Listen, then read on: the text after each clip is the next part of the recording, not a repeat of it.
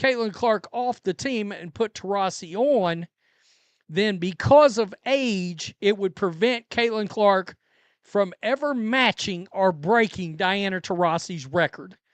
And I think Cheryl Reeve and the committee, my opinion, did that shit on purpose. I believe it. Well, Christine Brennan's book came out today, and guess what? Diana Taurasi making the team played a role in Caitlin Clark. Basketball coverage uncovers fascinating information about women's professional league choices and future contests. Fresh information has surfaced concerning the Olympic squad formation procedure that left out particular emerging talents while incorporating experienced athletes. Various reports had earlier indicated there was calculated planning surrounding Olympic team choices. The circumstances included preventing a first-year standout from making the roster while guaranteeing a seasoned competitor maintained her spot. This experienced athlete had performed poorly during the prior Olympic event, offering minimal contributions and even remaining benched for entire contest. The seasoned player eventually claimed her 6th Olympic gold medal, and speculation emerged that blocking the newcomer from participation would prevent any future efforts to equal or exceed this accomplishment record. Committee officials seem to have intentionally arranged this result. Is LeBron James liking a tweet? So, Dick Vitale, who I don't know who he is. I'm going to be honest, I have no idea who he is. Like, he is a sports commentator, sportscaster. What was he doing? So he was, okay, so he's an NBA head coach. So clearly he has worked with ESPN. So yeah, so he's an ESPN guy. So current release of Christine Brennan's publication has substantiated these doubts. The experienced players' roster inclusion directly affected the newcomers' Olympic team exclusion. This disclosure confirms previous theories about the decision-making procedures behind squad selections. Nevertheless, encouraging news has developed concerning the young athlete's comeback to competition. Team representatives have declared that absent any complications, the star competitor will take part in tomorrow's game against the Golden State Valkyries. This comeback creates considerable anticipation, especially since the last meeting with this rival happened during awkward late evening hours on the West Coast, making live broadcast viewing challenging for numerous supporters. The coming contest is planned for noon, though the logic behind this uncommon scheduling stays unexplained. Not making it. How about that? Before we jump into that, we got some good news. How about some good news? Stephanie White right here from Chloe Peterson. Barring any regression, Caitlin Clark will be available tomorrow against the Golden State Valkyries. I'm looking forward to this game. Not just because Caitlin's coming back, because that last Valkyries game was played, it's on the West Coast, and the returning athlete has discussed thoughts about rejoining squad activities. When questioned about recent circumstances leading to tomorrow's match, she showed eagerness about resuming competition with teammates and returning to competitive form. She recognized uncertainty regarding court time, but stressed her dedication to competing fiercely when provided chances. The competitor observed that confronting this specific rival would demand continuous movement and alertness, requiring elevated energy output. She confessed that observing contests from the bench for weeks had been difficult and showed genuine enthusiasm about returning to play. Apparently, like I said, saying anything positive about Dick Vitale shows your true colors. I'm like, I don't know who he is. I don't care. People make takes. People make takes all the time, and at the end of the day, I don't think people should be out there policing who people can like Instagram posts of. Let's be real. But the thing is, absolute pure jealousy. The WNBA players voted Caitlin Clark the 9th best guard. Someday, they will realize what she has done for all the players in the league. Coaching personnel has shown hesitation toward minute limitations, though the competitor expects receiving considerable court time, potentially in the upper 20s range. Her actual minutes will rely on physical status, game progression, and squad needs. She feels physically ready but plans to prevent overexertion while positioning herself effectively for upcoming contests. Tactical factors indicate that if the squad establishes a comfortable advantage, the returning competitor might experience decreased minutes. The team confronts a demanding schedule ahead, with roughly 6 or 7 contests between now and the All-Star pause, including consecutive games creating an every other evening situation. This challenging schedule demands careful athlete management. And Yeah, it was late around those parts during that game. So I had to get up the next morning and just watch it, and it's not the same as watching it live. This game tomorrow is at I almost said it. I almost said effing noon tomorrow. I think it is. Why is it at noon? I'm sure there's some kind of in-city reason, cause, something that's doing that. I don't know what it is. You guys tell me in the comments section. So Caitlin Clark had. The Olympic selection dispute has received fresh focus through Brennan's publication disclosures. The basketball star had encountered substantial barriers in joining the national squad for Paris Olympics. Despite 12 available roster slots, one position had been predetermined for the experienced competitor. This arrangement functioned as a farewell tribute, ensuring her chance to seek a record 6th Olympic gold medal. Surpassing this record would demand exceptional longevity, with estimates indicating the young competitor would need to participate until roughly age 48 to have realistic opportunities. The predetermined arrangement effectively left only 11 positions available for genuine competition. The veteran was deemed untouchable unless seriously injured, and would have participated even with minor injuries requiring restricted playing time. They will realize what she has done for all the players in the league. Charter planes, increase in salary, sold out crowd, improved TV ratings, and LeBron James likes to post. LeBron James likes to post. And I think, in my opinion, okay, I'm scrolling through my bookmarks. And yeah, this year, I don't dislike LeBron. I'm not necessarily crazy about him. I do admire him for sticking to his principles, regardless of hate. I don't think he cares. I don't think he cares, to be honest. Like, let's be completely real. I don't think he cares about what WNBA Twitter has to say about him. Like, we're watching WNBA. During Olympic selection, the newcomer was recording remarkable statistics: 16.8 points, 5.3 rebounds, and 6.3 assists per contest through 16 games. Her exclusion triggered widespread dispute and encouraged speculation that established competitors resented the focus she was attracting. The publication revealed additional worries from the selection committee about potential supporter reactions to restricted playing time during Olympics. Committee members worried about negative social media responses and preferred preventing public criticism. This consideration affected their decision-making procedure, with officials expressing concerns about backlash on multiple platforms. Using supporter reaction fears as justification for roster choices represents questionable organizational priorities. Technical excellence should override social media concerns when assessing competitor qualification. Caitlin Clark has commented about playing tomorrow. Scott Agnes. What have these last few days felt like for you leading into tomorrow's game? Yeah, I think it's just nice to get back out there and get to the flow of playing with my teammates again, and it's gonna be fun to get back out there hopefully and just feel things again. I think I don't know what type of minutes I'm gonna get will look like, but just when I'm out there, like, compete, play hard.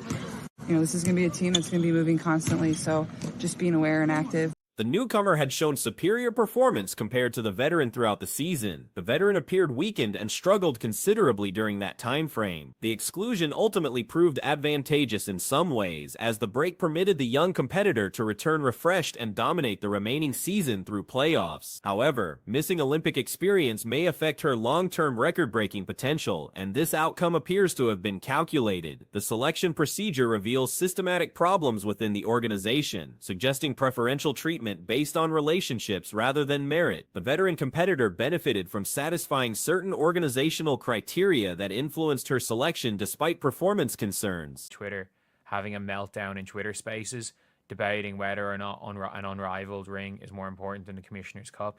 And I'm going to be completely honest, it's like saying, is the Drew League more important than the NBA in-season tournament?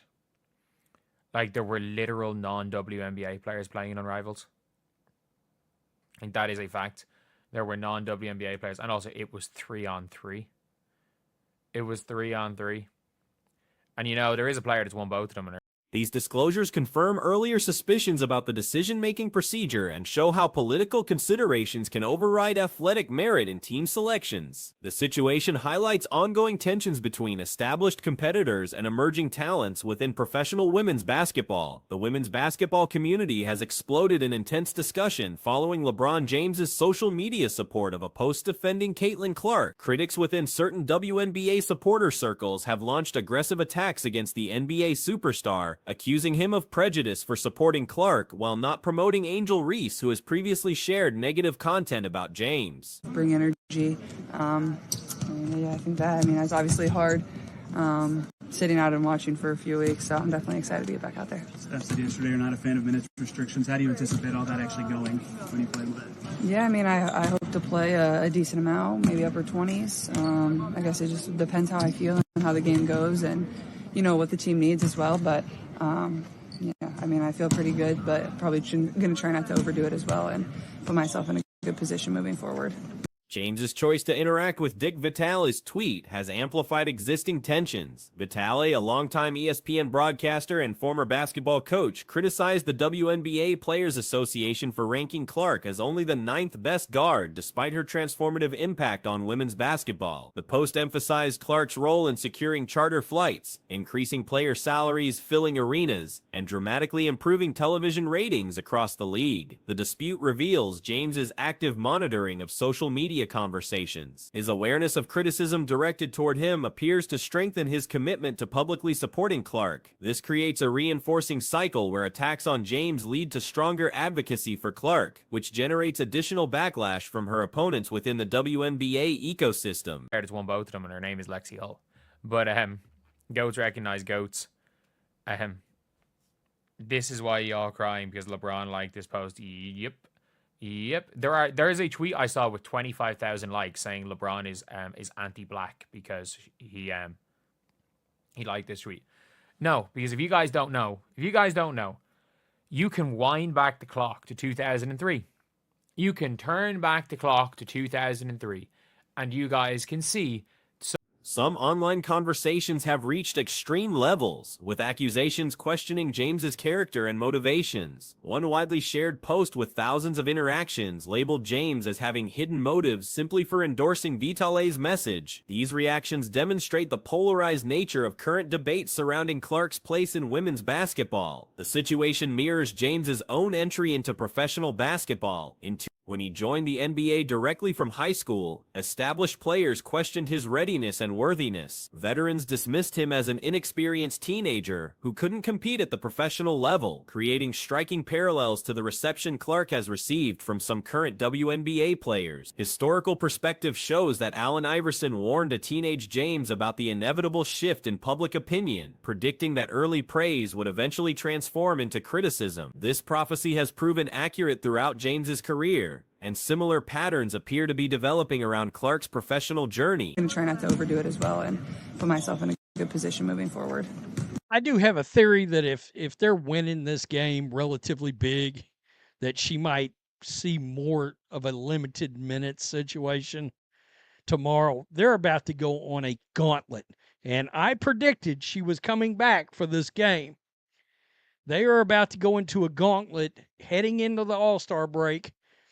I think between now and that All-Star game, they've got 6 games or 7 games. It's a lot of games. The timing coincides with broader conversations about competitive leagues and player compensation. Some observers speculate about potential business ventures that could challenge existing structures, possibly involving James's entertainment and sports management companies. These possibilities might include alternative leagues offering higher compensation and different competitive formats. Current debates within WNBA social media spaces have become increasingly hostile to outside perspective. These environments often discourage broader participation and create echo chambers where moderate voices struggle to be heard above more extreme positions. The intensity of these conversations frequently exceeds reasonable discourse standards. And turn back the clock to 2003, and you guys can see some of the stuff that was being said about LeBron James when he came in.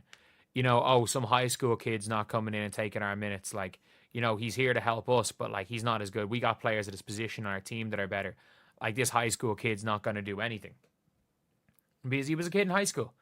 They were talking about him the way they talked about Caitlin Clark. And let's be real. The NBA players, the difference is that the NBA players did love LeBron James up to a point. They were hating on him before he got there, but when he was Clark's situation exemplifies broader tensions between innovation and tradition in women's basketball. Despite measurable contributions to league growth and popularity, she continues facing resistance from peers and certain fan segments. This opposition persists regardless of her individual achievements or efforts to support teammates and league initiatives. The dispute has exposed fundamental questions about how women's basketball should evolve. Traditional power structures within the sport are being challenged by new attention, investment, and fan engagement patterns that don't always align with established hierarchies and preferences. Games? Or 7 games? It's a lot of games. One of them's a back-to-back. It's basically an every other night scenario until the All-Star break. I mean, it's a lot of games. It's a lot of games. So, you see this headline. Farewell present that played a part in Caitlin Clark's Olympic snub. New York Post got this. Of course, it's in Brennan's book.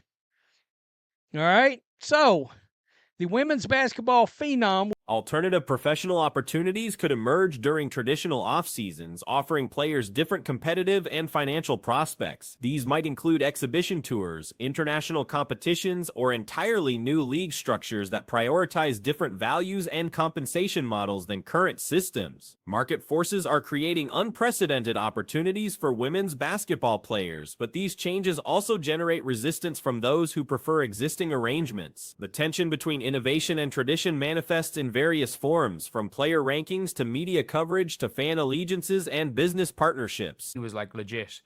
There's not as much of a, it doesn't hurt their ego when someone's better than them at the sport at the end of the day. But then obviously people turned on LeBron James. Well, to be fair, the players, I don't know when they turned positively on LeBron James, but obviously the media then turned on LeBron James.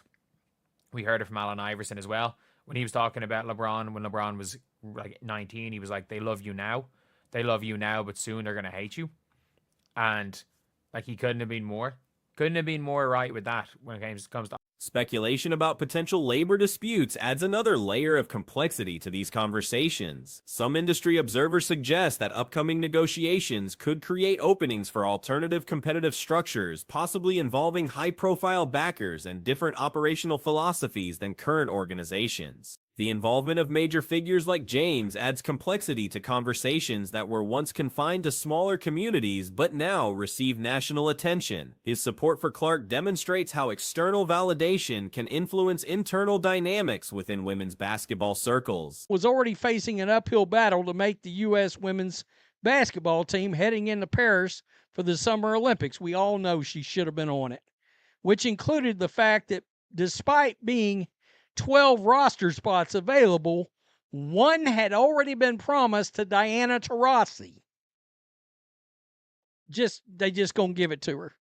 Brennan's book reported that the roster spot and a chance for an Olympic basketball record. Potential exhibition tours or international competitions could provide new revenue streams for players while offering different competitive experiences. These opportunities might mirror successful models from other sports, where star players have leveraged their popularity to create alternative earning opportunities outside traditional league structures. The broader implications extend beyond individual players to fundamental questions about authenticity, loyalty, and change within women's basketball. Different stakeholders have varying perspectives on how the sport should develop and who should have influence over its direction and future growth. Couldn't have been more right with that when it comes to Iverson or when it comes to LeBron. But at the end of the day, it's